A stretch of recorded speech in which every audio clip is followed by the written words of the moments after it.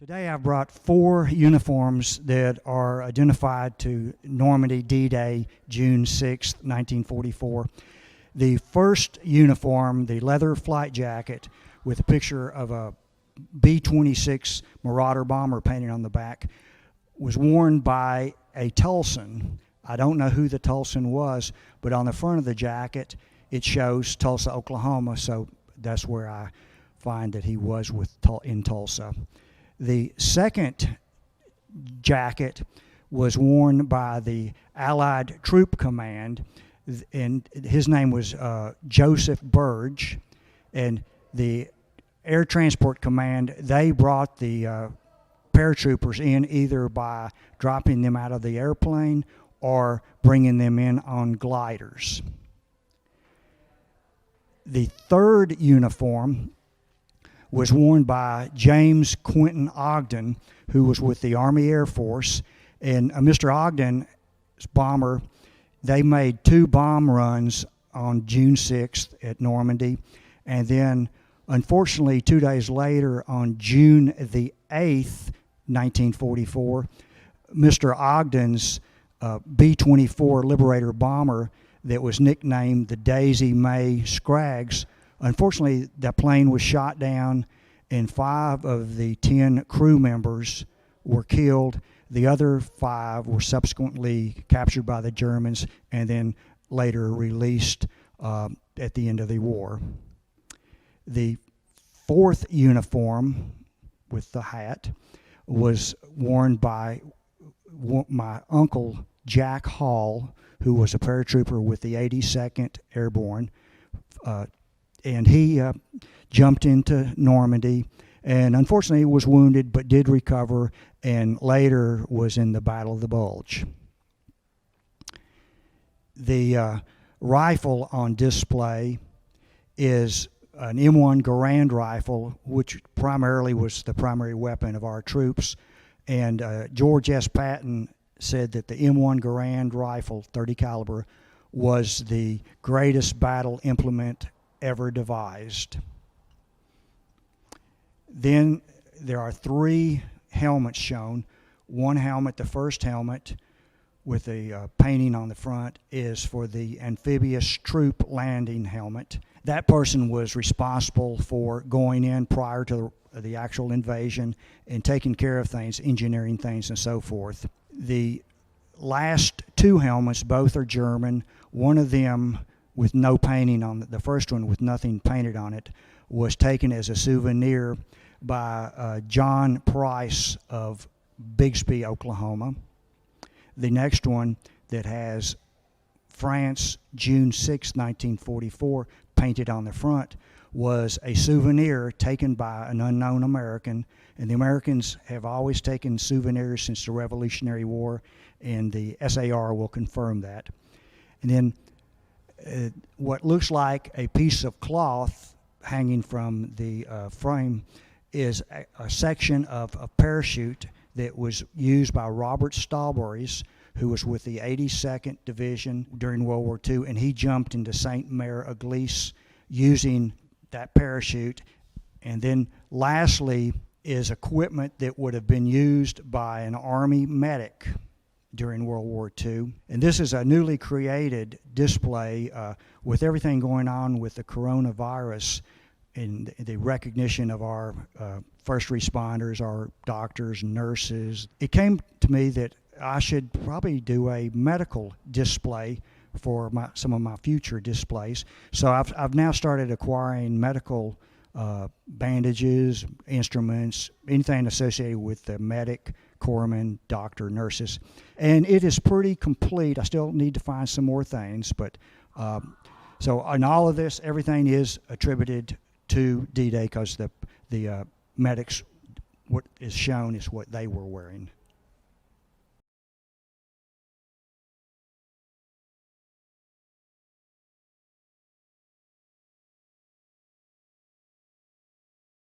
It gives me great honor to stand before you and welcome you tonight on behalf of the citizens of Tulsa to D-Day Remember.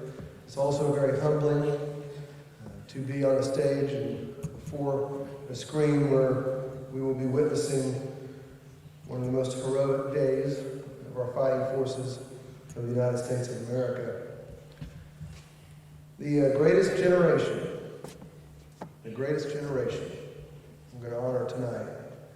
And you think about the context of that statement, you think about a generation that, as young people, as children, was raised during the Depression and went off to fight in World War II. They knew what they were giving, and they knew what they were getting. They were giving their lives, their limbs, and they were getting the termination, extinguishment of fascism on this earth. Well, basically, we left Weymouth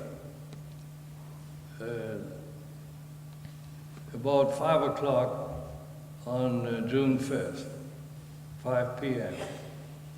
And it was a hell of a sight. There were 5,000 ships, as they say. Well, of course, obviously, we only saw those around us. But we got to the point of departure for the landing craft, I think around midnight. I was on deck about 2 o'clock in the morning, and the Air Force was bombing farther inland, and it looked like the whole world was on fire. About 6 o'clock, we had to embark in the landing craft. The problem was, instead of the LCIs in which we had practiced, all of a sudden we had only these little LCVPs, or Higgins boats. And you saw these people going across, climbing down those cargo nets, trying to get into those boats which were going up and down. What you didn't see, we didn't just go down. We had the gas max in front of us. We had our weapons. I had a Tommy gun. We had map cases. So it was, we were glad to get into the boat. When we got close to the shore, of course we were all watching it. They talk a lot about seasickness. I don't recall being seasick.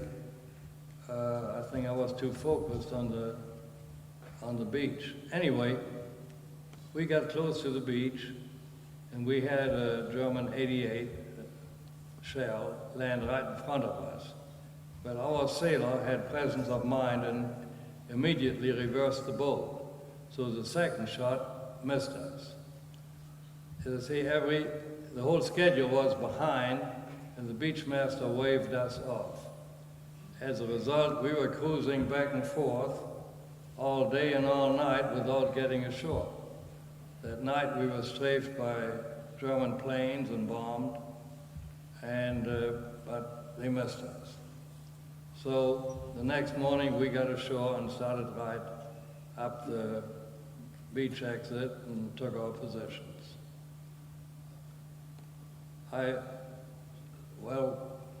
We had a pretty active time. We never got too far inland. I think we got about 24 miles inland at the deepest penetration before the breakout of Normandy. Towards the end of June, early July, we were pulled out of the line to get ready to spearhead the breakout out of Normandy at St. Cloud. One of the former 45th artillery battalions was near us, so one day I took the Jeep to visit them and met several people from Enid and Cherokee, Oklahoma. It was almost like homecoming. At St. Cloud, you may have heard of this tremendous bombardment. There were 1,800 planes that bombed the German positions. And you see, our division was supposed to spearhead. We were young, we were all geared up to have this drive through France. Well, I lasted for 10 minutes, and I was back in the hospital in England. So I was there 6 weeks. On the way back, I had 6 weeks of Paris, and then my money ran out. So basically, that is my story. 60 years ago, I imagine many of you were in the same situation I was. I was in the 5th Infantry Division in Northern Ireland, waiting to go into Normandy. And 10 years ago, I went back to Normandy with a group of old soldiers from my outfit, and it was a remarkable experience. It was remarkable in the sense that I didn't see one blooming thing that I'd ever seen before. But it was a great experience, and I'm pleased to be here. And since that remarkable film, I've never seen much of that before, and it looked very familiar. When I see those things, I always look for my picture, but I never see it. It seems to me that if Cecil B. DeMille had been there, I'd have been featured, but I never do get to see it.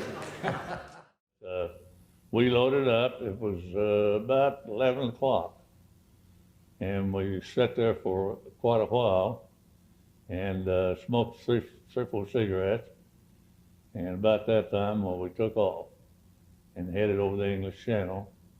And like I told you, 300 feet. And they said, we're going to go in to try to evade this dang anti-aircraft.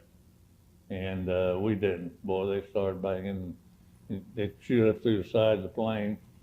And we all, Jump Master said, stand up and hook up. And so we'd get away from the sides of the plane. Anyway, we were right in the center. And then, like I told you, I got hit a tree, and then I cut my risers and dropped at, 12, 14 feet. Wasn't very far. Got out and stuff, and I could hear, and it was a lot of shuffling going on around, but I think we surprised them dang at Panzer Division, and most of it was guys from other outfits. There's some guys 504 and even some guys from the 101st that was around there. And we just kind of, that first morning, it was just kind of getting lined out and staying close to those hedgerows because, man, them Germans, I mean, they were shooting those. And there was 2 or 3 machine gun nests going. And I had another boy. It was right over in the corner, and I could see every 10 shells comes out of the thing is a tracer. It's lighted, you can see. I said, you're right over in that corner. We inched around there and got about 15, 20 foot from him and lobbed a few grenades in there, and that's silent staff. Now, did you know this was the invasion? Yeah. They told you what was going to happen. What were you thinking? You're on the boat, ready to go. What are you thinking? I don't know. You don't really know what's going to happen. You don't have much to think about. You just think about doing what you're supposed to do. They tell you how to think most of the time. Your officers say, do this, do that, and you follow orders as close as you can. That's just about the way you come out. So tell me what happened from the time the boat took off. What happened? Okay, we stayed on the water all night.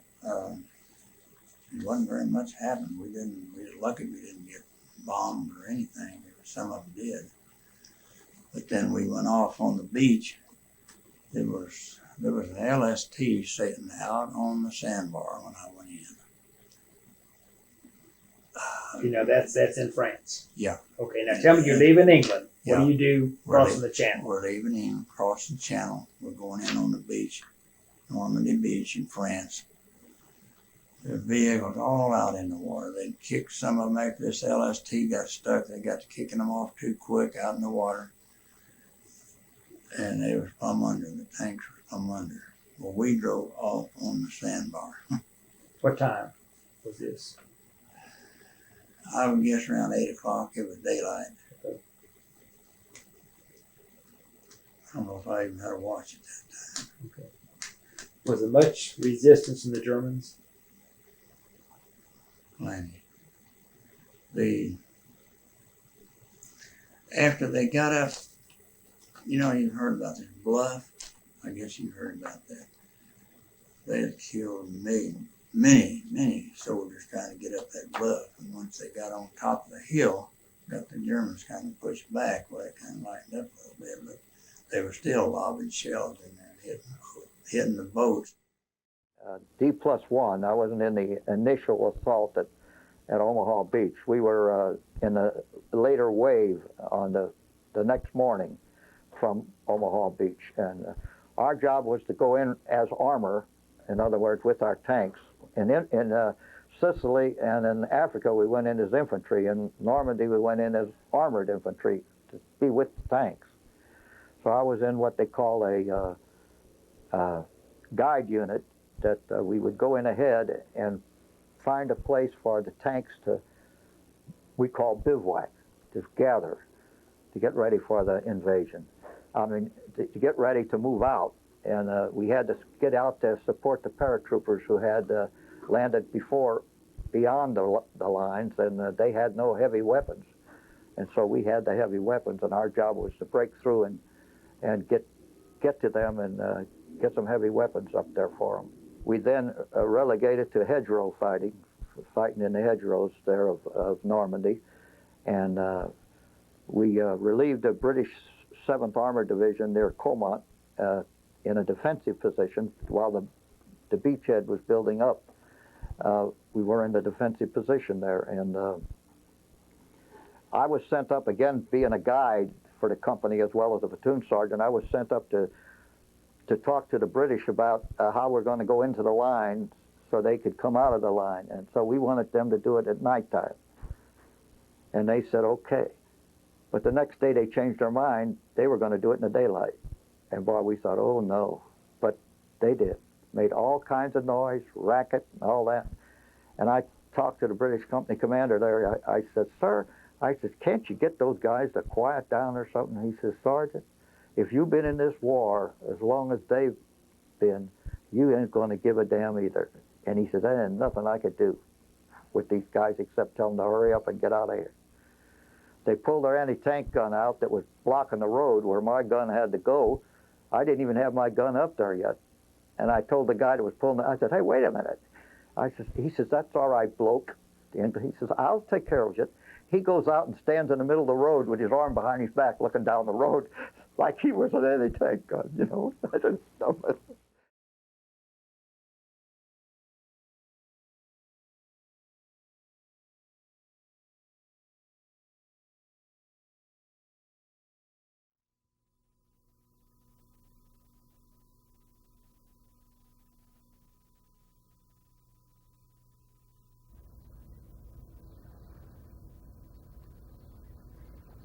All was quiet.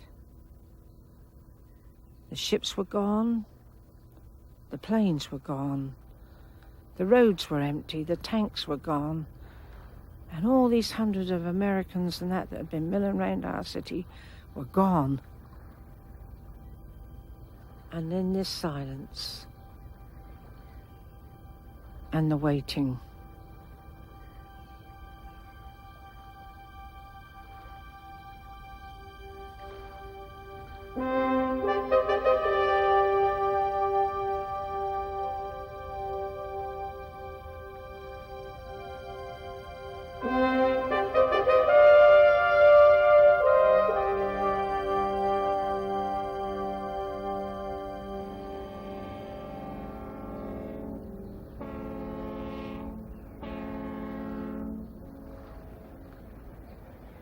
England,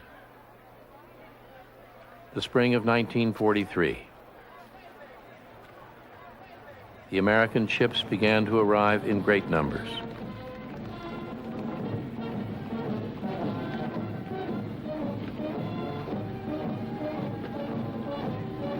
Some had seen combat in North Africa and Sicily, but most were untested, fresh from the training camps of North America.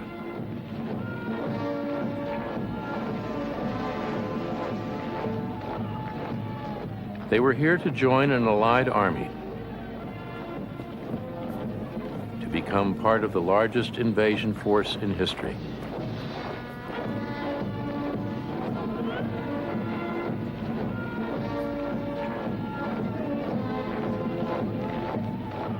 Seeing them, the British were encouraged by their numbers.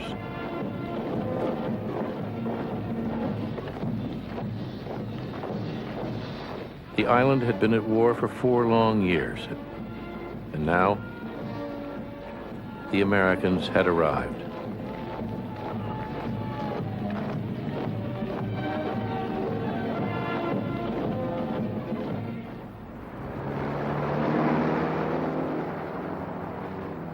The war had been going on since '39. They were tired, particularly their soldiers. They had been fighting a very long and difficult war.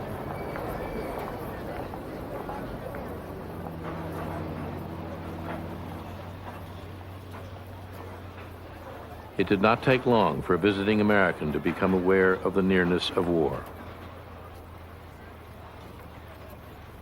The most devastating effect was probably on the services who were away, came on leave and no house, no wife, no children, and they hadn't been told.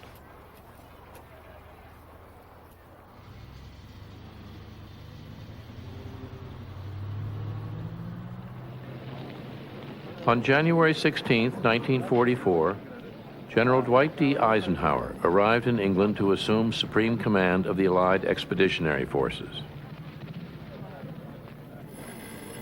He had not led troops to combat, but he possessed an extraordinary talent for planning and military diplomacy. He's really chairman of this great Allied committee. Marvelous at that. His initial move was to appoint his deputies, all British. But he was careful to keep by his side his most trusted field commander, the American General Omar N. Bradley, a solid, able, self-effacing soldier. If you look at the team of extrovert prima donnas he was trying to run, the way he kept them all together was really astonishing, in fact.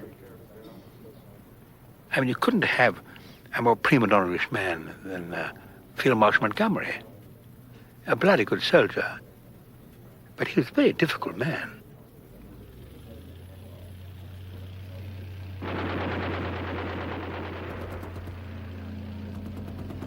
Eisenhower faced a task of magnitude and hazard never previously attempted. Weapon for weapon, tank for tank, save transport and artillery, the Germans outclassed his army.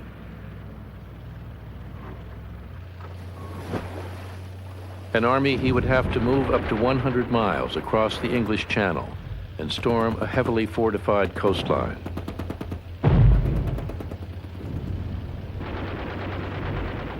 Added to this, he would have to endure a difficult British commander and keep a balanced mind toward his real adversary.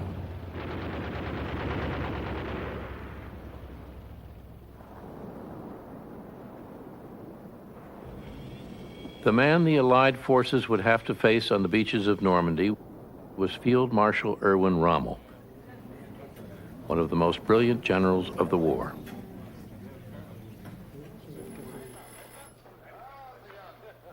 In December of 1943, he was appointed by Hitler to command German army units in northern France, to hurl back the Allies if they landed there.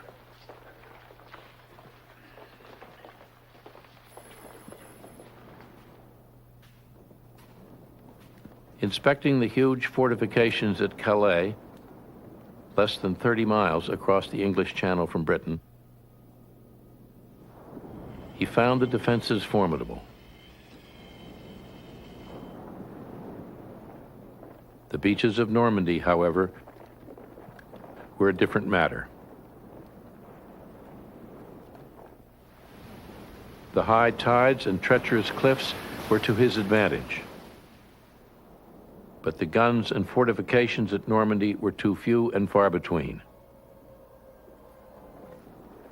Still, Normandy was 70 miles from Britain, and moving an army that distance over difficult seas implied great risks.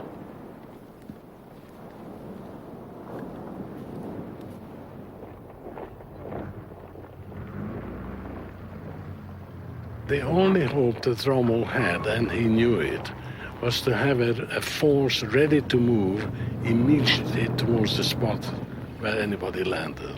He knew that. He immediately ordered the emplacement of tens of thousands of underwater obstacles. And though he intended to inflict heavy casualties on the landing craft, he was convinced success lay in attacking the enemy with armor on the beaches.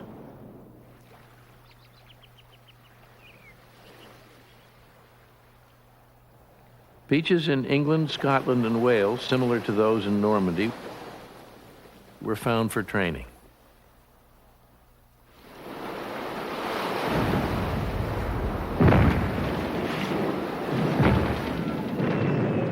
Eisenhower and Bradley chose the 29th, 4th, and 1st Infantry Divisions to make the initial assault.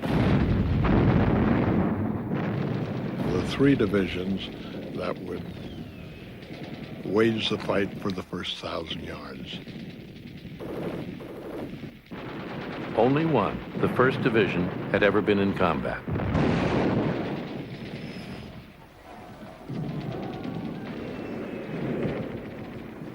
In other parts of Britain, Ranger units trained to destroy coastal gun positions. We climbed all the cliffs of southeast and southwest England. We climbed a lot of cliffs. We lost some good men.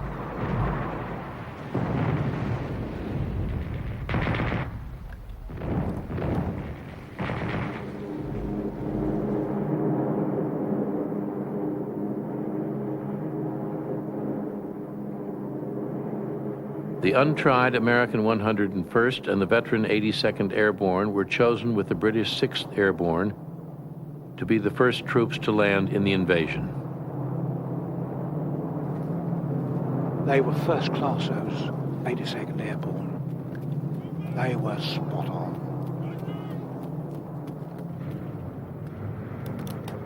Much of the success of the first day would depend on the skill and bravery of small groups of men able to take things into their own hands.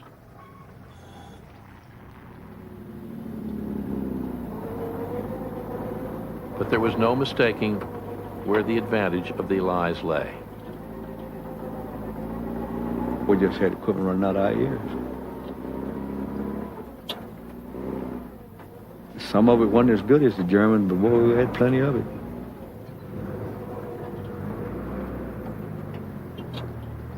Half of England was under tarps.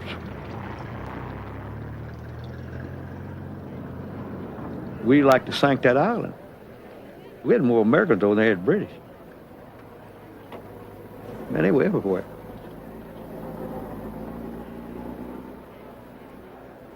And we liked each other and really cared about each other.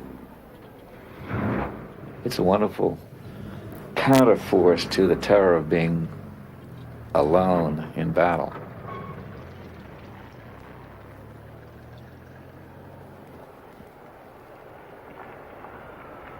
The man alone in Britain in the spring of 1944 was General George S. Patton.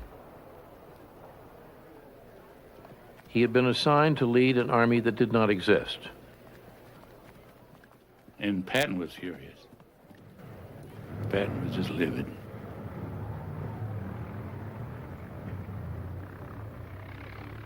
Patton was in command of a fictitious army intended to deceive the Germans into believing it was going to invade France at Calais, the shortest distance from Britain, less than 30 miles, across the Channel from Dover. They actually moved units of a Phantom Army all around England without moving anything. We'd recorded the sound of tanks moving along, their squeaking noises. our tanks were absolutely marvelous.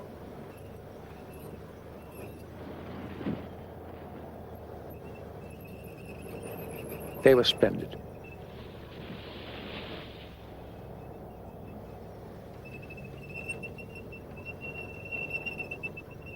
Because hundreds of lives were depending on this.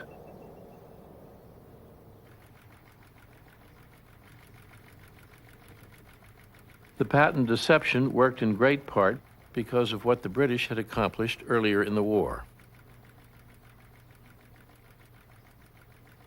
Behind Bletchley House, a Victorian mansion north of London, stood Hut 6. Here a team of British and American cryptographers deciphered coded messages. Codes the Germans believed unbreakable. They never suspected it. We were doing enormous amount of eavesdropping. We could quite often deliver a signal to Eisenhower, Bradley, or whoever, within 2.5 hours of the time the Germans had sent it out. We had indications where the enemy was, what he was doing, the reaction of Hitler to various things and the arguments going on. We knew almost exactly what they were doing.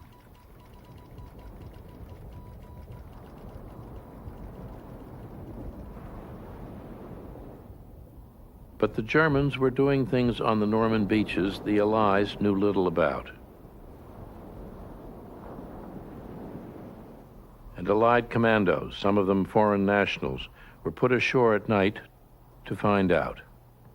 We did the one reconnaissance on the British beach, and then we did this on Omaha Beach, getting a closer view of what the defenses are looking like. The crucial thing was to check this beach bearing capacity. They took infrared pictures while avoiding German patrols. The phone was captured, and they discover that you're Hungarian. They hang you on the spot. So that's why I always pretended to be a Welshman.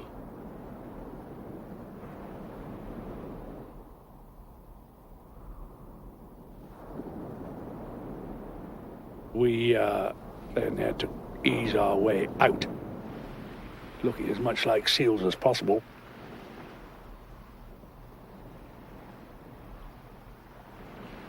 Equally important was the information radioed to Britain at great personal risk by the Maquis, the Free French, who were being supplied by the Allies at night.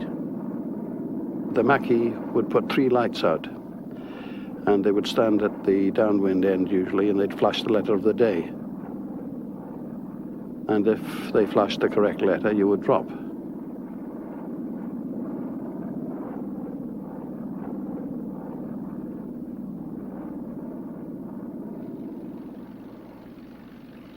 In the early spring of 1944, orders went out to the Allied airfields to target the French railroads and transportation system, to cut off the Germans at the French beaches from supplies and reinforcements.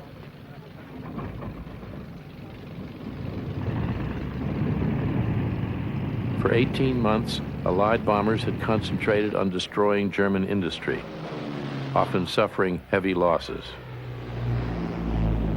Now the heavy bombers joined the mediums in missions against specific targets in France, in direct support of the coming invasion. They were the horses, we were the hounds.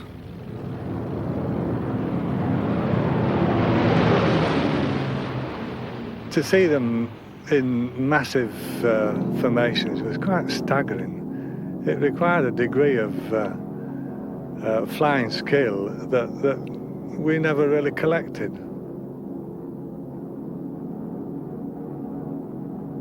It was so comforting when you come up over the coast and all of a sudden you look out and you see a couple of fighter planes on either side of you. I used to love them.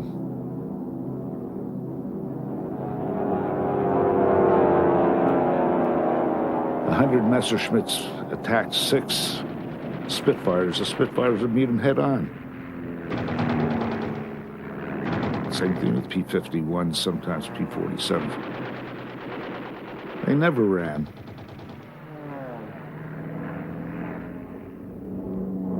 Before the Allied landing in France, the German Air Force had to be destroyed.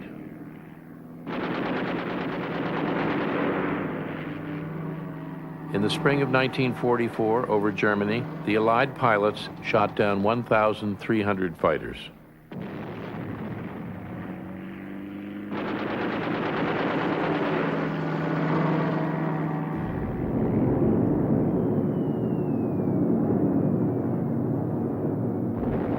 Now, the bombers could concentrate on the river bridges and rail yards in an attempt to keep the Germans from moving supplies from Calais to Normandy and from Paris to the sea.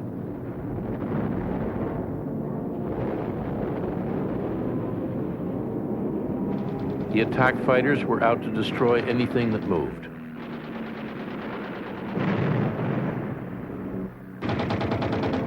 All over the place, part of Calais, Cape Grenay, all over the place. They didn't want to identify where the landings were going to take place.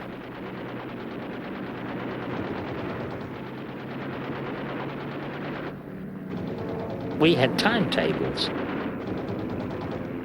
of trains which we got from the resistance. You get the hell shot out of you. 50% or more.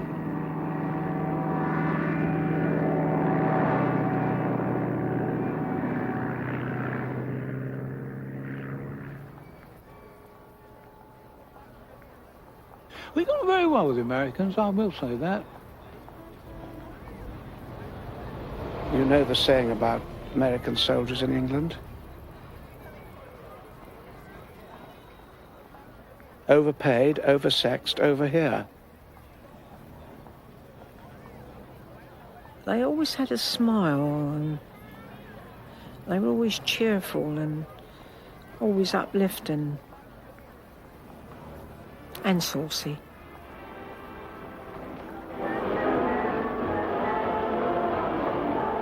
I can't remember kissing him.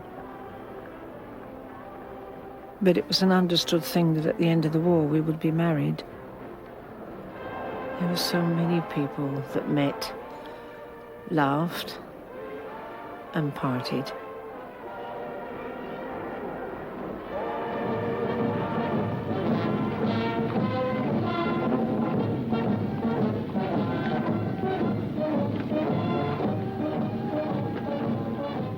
He said, when we go in on this invasion, it's going to be the greatest show on earth. He just laid it on the line and told us what to expect. And he said, now, however, just remember this. He said, some of us is going in there and maybe don't come back.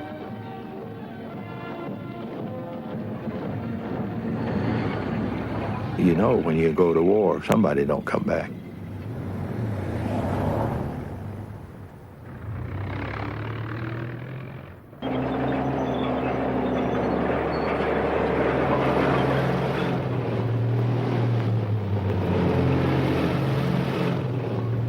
In the last week in May, thousands of American and British troops and vehicles moved to the Channel ports.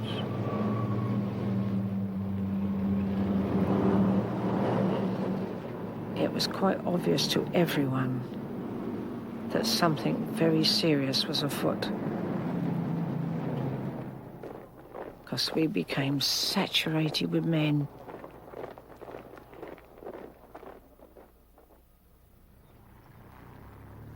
Just waited, sweated it out.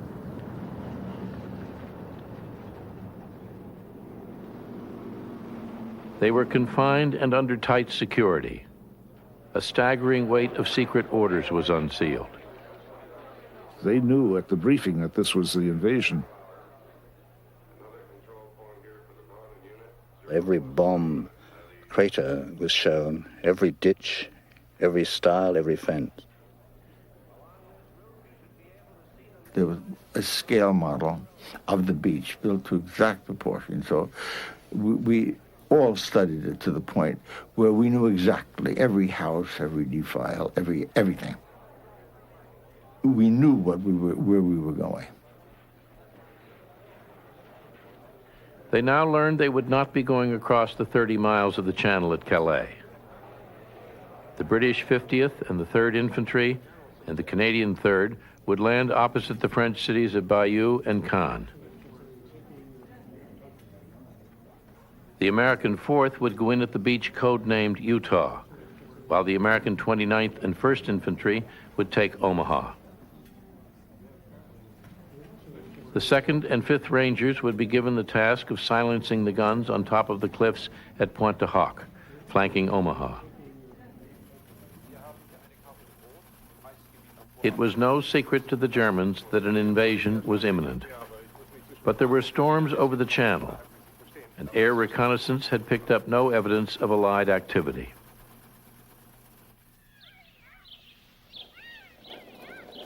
On June 4th, Rommel arrived home to celebrate his wife's birthday.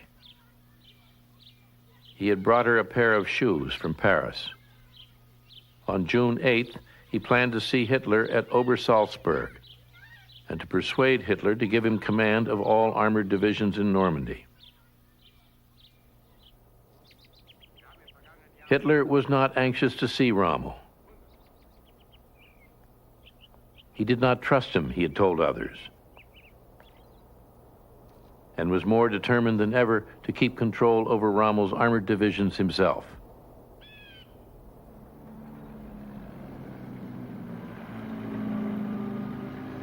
In England, the loading of the ships that would carry the vast army across the sea to Normandy continued.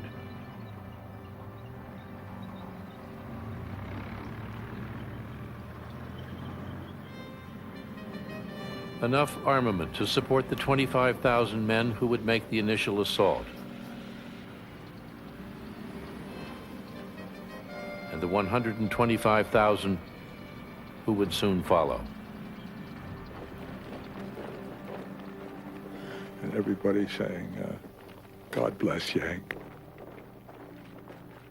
Give him hell.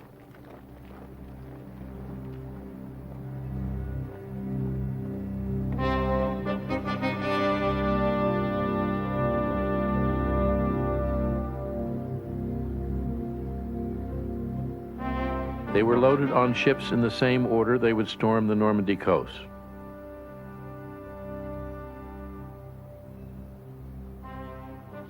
Less than 15% of the men coming aboard had ever seen combat. She said, "You're going to see a show. You're lucky to be in an invasion like this. It's going to be, and it's going to be more ships participate in this than any place that's ever been in the world. We're going in to win. There's no coming back." And he left the ship.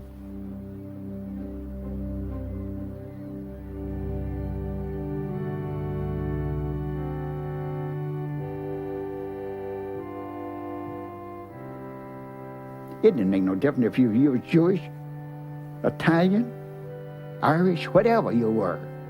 It didn't make no difference. They all wanted to hear the word. It was a way of saying, okay, get right with your Maker, regardless of who you believe in. Make yourself right with him. Look up at the church and the school. Look at the fields. Take it all in. You'll never see it again.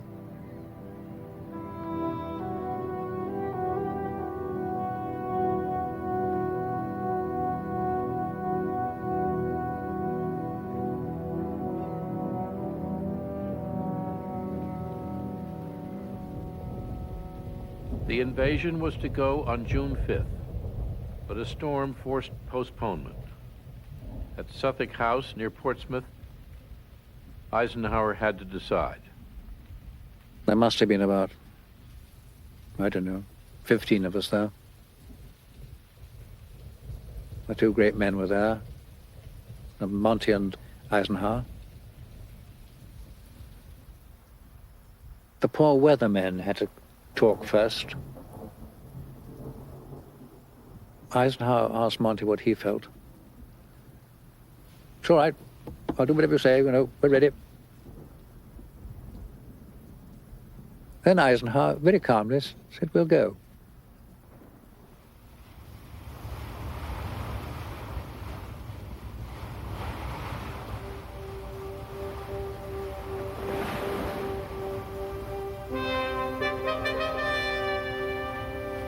On the evening of June 5th,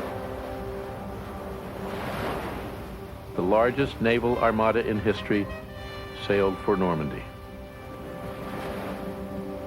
The minesweepers was first. They'd went in there first. One of our submarines went there and laid a line for us, little green lights. Battleship Nevada, Texas, and Arkansas went in there. And then there was 3 British battleships went in.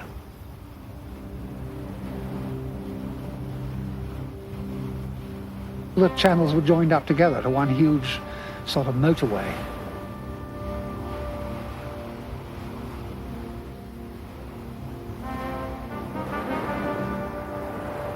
Because it really was rough. Oh God, it really was rough. They were throwing up their guts. My whole battalion came from Minnesota, Iowa, Nebraska. They hadn't done much sea travel.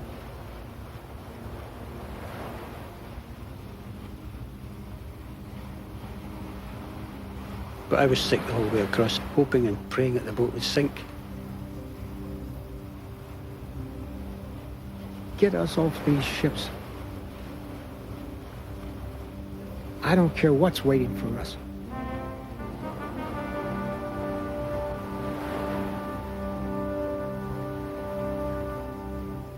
A lot of guys said, oh, I know I'm not coming back.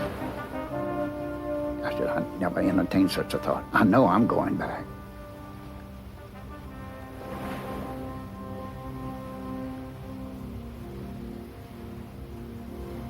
Well, I sat down and wrote 2 letters. One to my grandmother, one to my fiancée. Look, if you don't hear from me in the next 6 weeks or so, don't think nothing of it, because I'll be busy.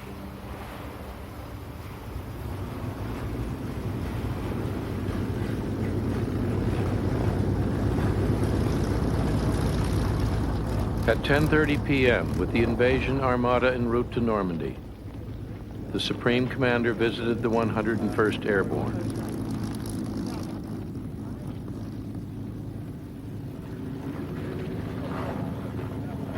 He didn't tell us where we were going,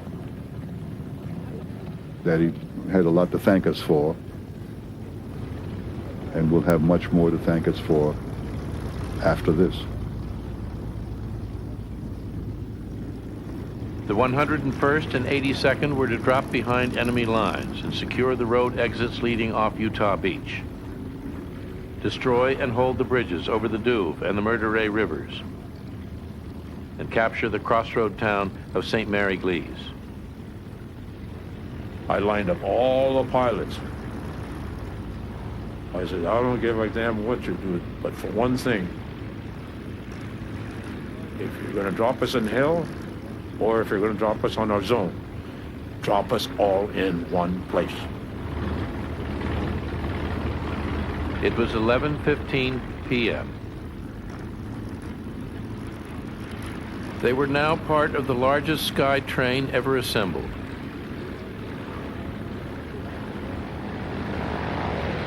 ...822 C-47s, carrying 13,000 paratroopers.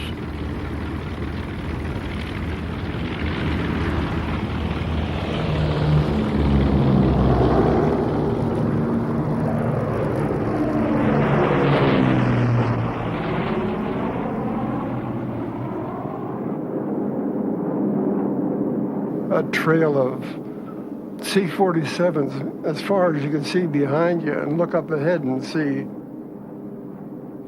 C-47s as far as you could see ahead of you.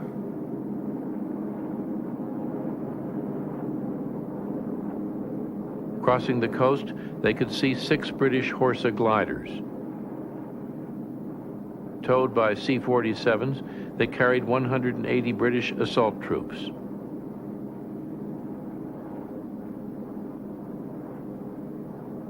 Their task was to capture the Caen Canal and Orne River bridges and preserve a link between the British airborne troops and those advancing from the beach.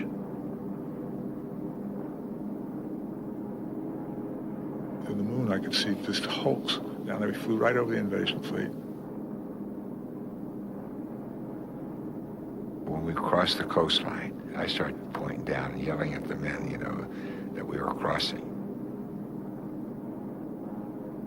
You could see the white of the beaches below us. They went into this cloud cover or fog bank. Some went above it, others went down below it.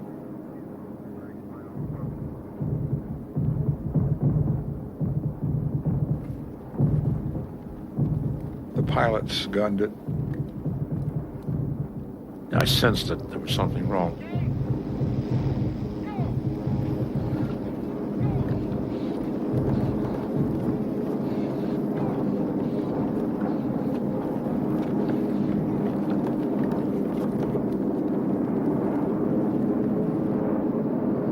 Then it just tore the equipment right off of it.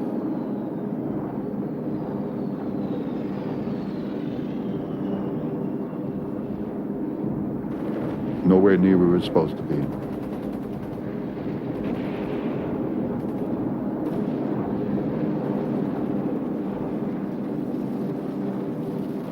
Troopers were scattered everywhere.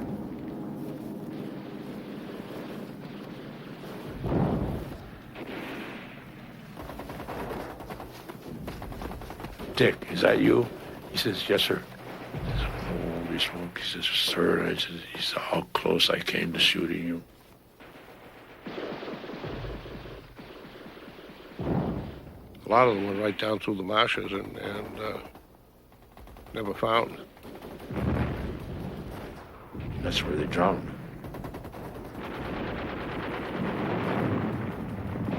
It was dead paratroopers everywhere.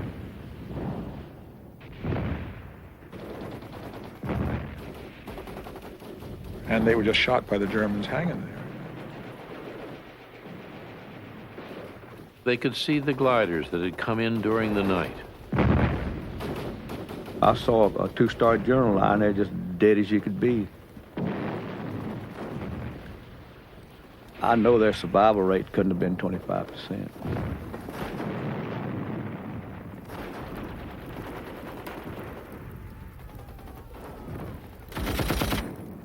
The Germans were everywhere.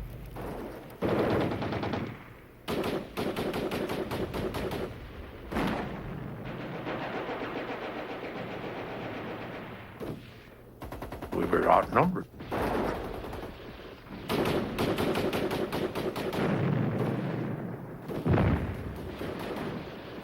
Communications to Cherbourg had been cut.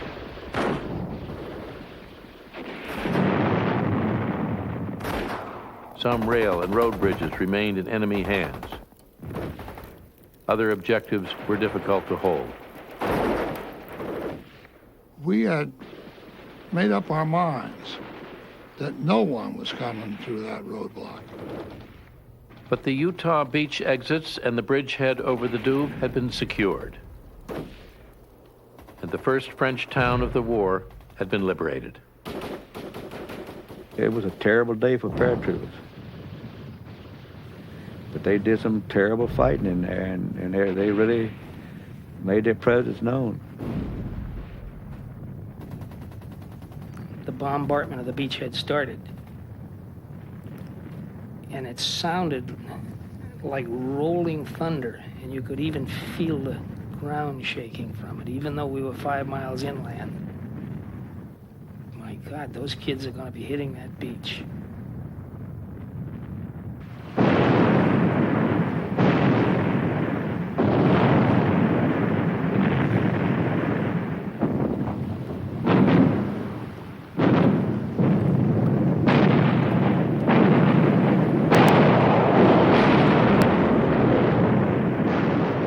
whole battleship would just tremble, would shake. Concussion's what gets you.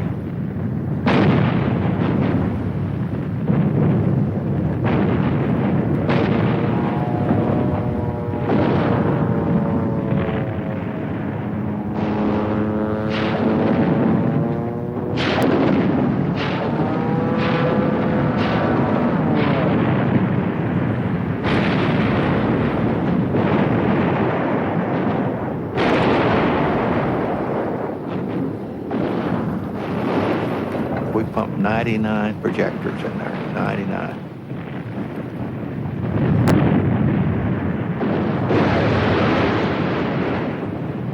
They knew we was there.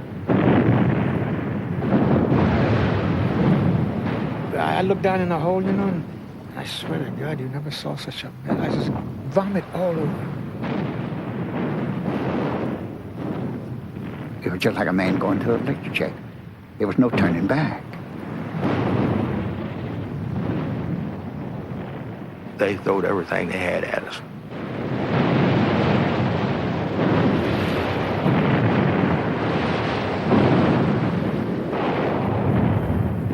The landing craft had been launched into high seas, 11 miles from shore.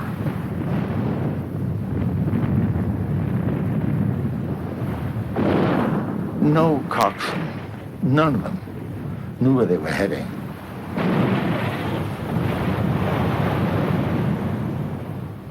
You know, after being tossed around, they headed for a piece of land.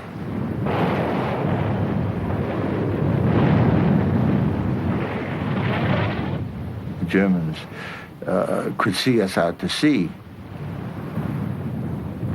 but we couldn't see the shore.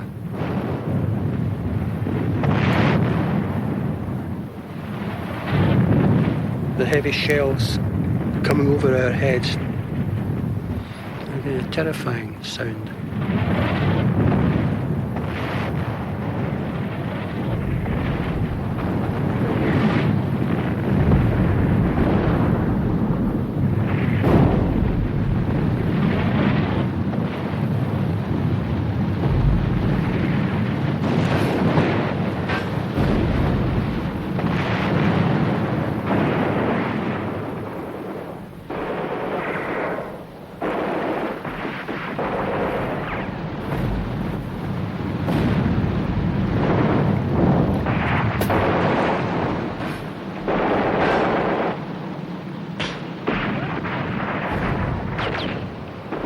Machine gun bullets was hitting the front of it. Because when you dropped that ramp, the machine guns was right into it. I was the first one. First one across.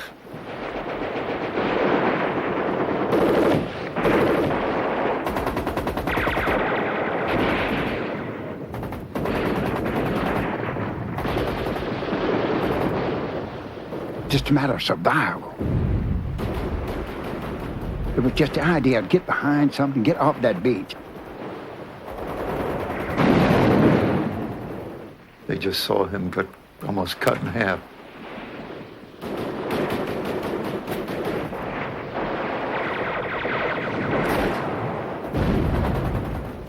Confusion, total confusion. We were just being slaughtered. The British were experiencing terrible inflating fire and heavy losses of tanks and landing craft on the obstacles. But it was on Omaha Beach where the carnage was taking place. The swimming tanks were sinking, and none of the heavy armor was getting ashore. The poor guys, they died like sardines in a can, they did. They never had a chance.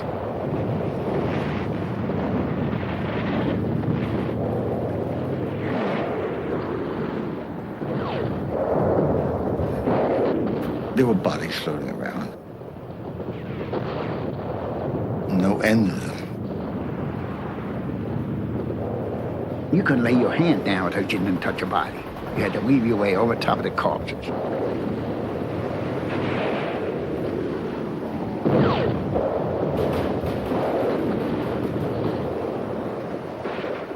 Rank had nothing to do with anything on that beach. You were just clinging. Not by unit, not by role. Everybody individually almost did what they had to do. Would it help to go in closer? And I said, sure would.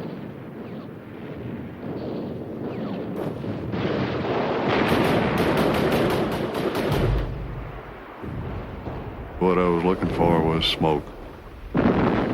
Flashes, anything.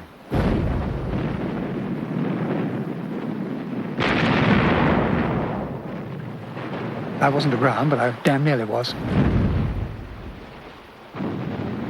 How come they're going to kill us all? Said we're too close to this beach. Think positive, man.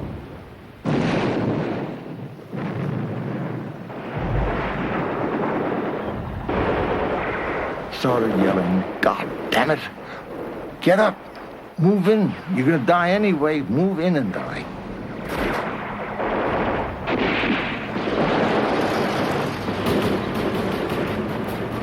With no more orders than to move forward and stay alive, mixed units and individuals, one by one, took things into their own hands.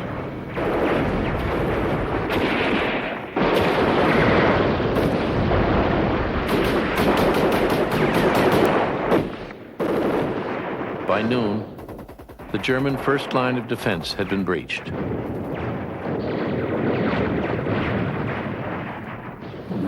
Recreating from this massive, twisted bodies, a fighting unit again.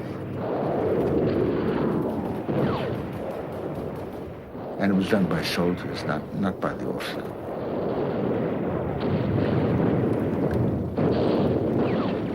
Troops were inland, not far, but inland. It was just mortars and rifles.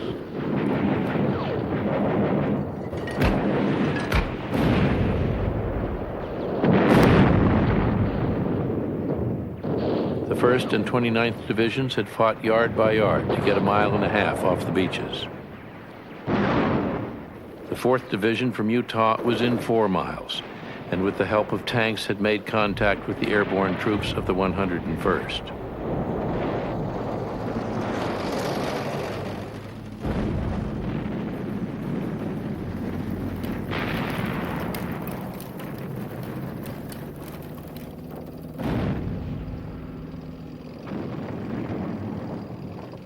The British and Canadians had advanced 6 miles and could see the gliders that had landed less than 50 yards from the Caen Canal Bridge.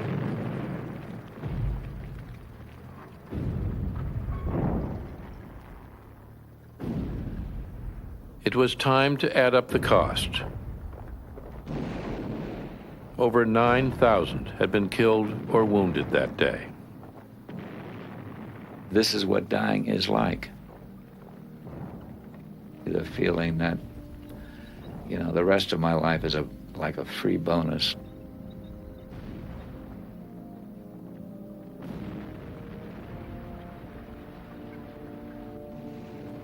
When I was relieved and I walked by, oh God, the guys have died that day. All those beautiful, wonderful friends of mine. The day before, the night before, kidding and joking.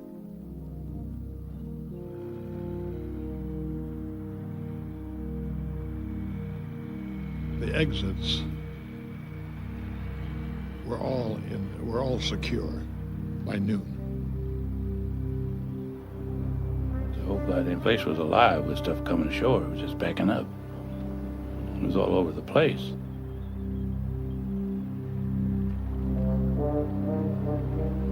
Never stopped. It was unbelievable.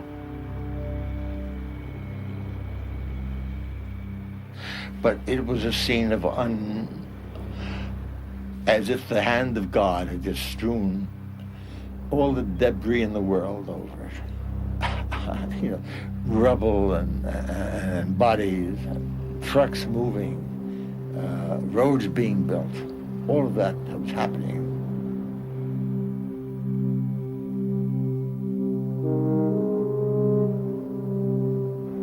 bringing the wounded down from the base of the hill, the first group of wounded being taken back to the motherships. The biggest job was bringing the bodies that kept washing ashore. There was a lot of them. There was a lot of them.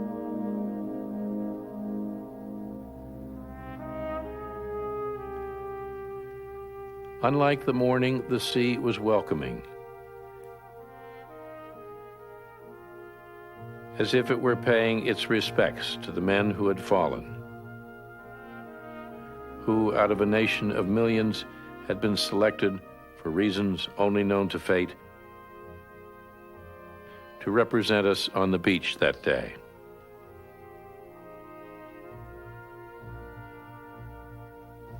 If one cared to listen, the sound of gunfire could be heard.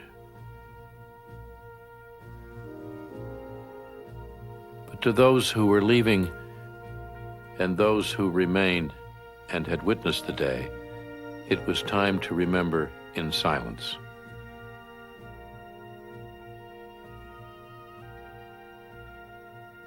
It was over. I mean, it was quiet, as if nothing had happened. The beach was not any general's business. They had no say, none whatsoever. It would have made no difference who commanded us in those first hours. None. But there was something about it,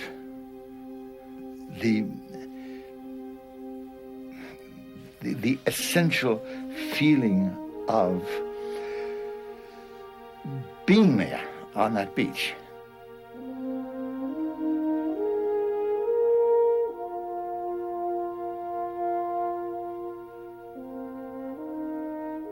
None of us shall ever forget it.